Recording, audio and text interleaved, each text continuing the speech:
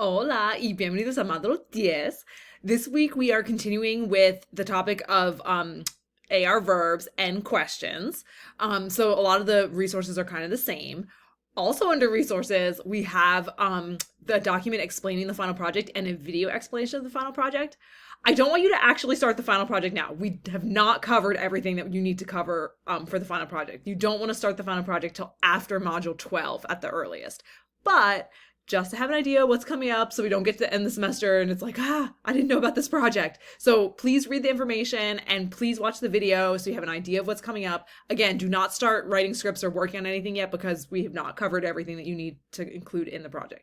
Just keep in mind. For the assignments, we have a homework packet again. So remember, we skipped 2 weeks of homework packets. That's why it's packet 8, even though it's module 10.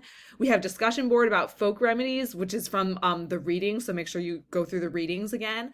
And a lot of you mentioned this in your field specific projects. So it's a good topic. A lot of you may have had some experience with this. So make sure you do that. After that, we only have one more discussion board.